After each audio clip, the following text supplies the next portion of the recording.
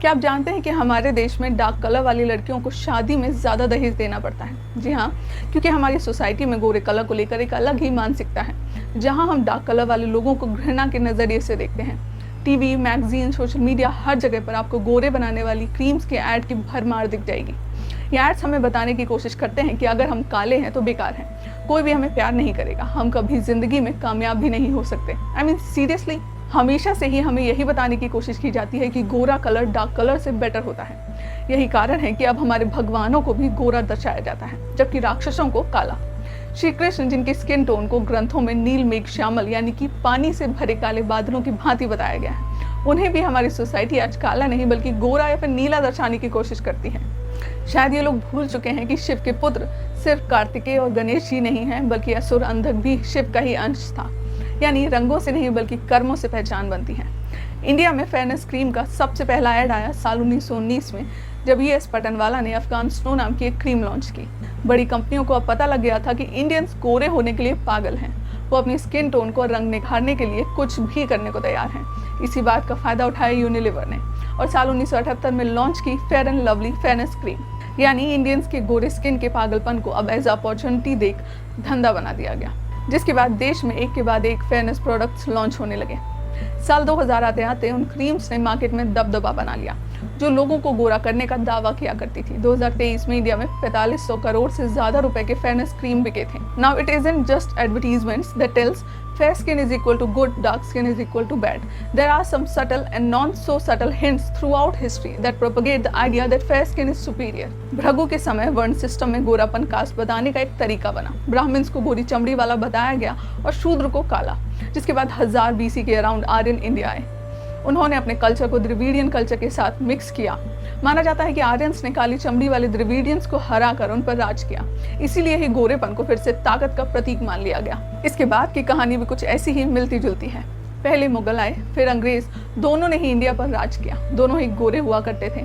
इसी वजह से लोगों में धारणा बनती चली गई कि गोरे कालों पर राज करने के लिए ही पैदा हुए हैं। एक पुराना संस्कृत शब्द भी इन सभी के बीच बार बार बहुत इस्तेमाल किया जाता है। ये शब्द है सूर्य स्पर्श, यानी जिस इंसान को कभी सूर्य ने छुआ नहीं, जो गोरा है वो प्योर और रिच है।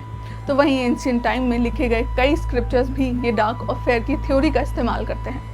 They used to say कि असुर डार्क होते हैं और देवता फेयर। फिलहाल अब तो मैट्रिमोनियल एड्स में भी फेयरनेस का बहुत ही ज़्यादा इस्तेमाल किया जाता है, जहाँ लड़कियों और लड़कों दोनों को ये यकीन दिलाया जाता है कि गोरे हो ले वरना कोई पूछेगा तक नहीं तुम्हें, जो कि काफ़ी डिस्गस्टिंग है। बॉलीवुड, जो कि आज हमारे देश की सबसे बड़ी मार्केट होल्डर है, वो तो समझो इस फेयरनेस वाली स्कीम की फाउंडर यानी जननी है। क्योंकि इंडस्ट्री में जितने भी एक्टर्स और एक्ट्रेसेस कास्ट किए जाते हैं, उनका गोरा होना ज़रूरी होता है। अगर गलती से कोई टैलेंटेड डार्क स्किन का बंदा काम पा भी जाता है तो उसकी स्क्रीन शेयर टाइम को कम कर दिया जाता है। Of screen Bollywood actors themselves participate in fairness cream ads in which fair skin is a sign of desirability, attractiveness and overall success. साल 2008 में प्रियंका चोपड़ा, जिनका खुद का रंग सांवला है, उन्होंने अपने एक पॉन्ड्स के ऐड के जरिए ये बताया कि लड़कियां फेयर बनो अगर आपको कुछ अचीव करना है।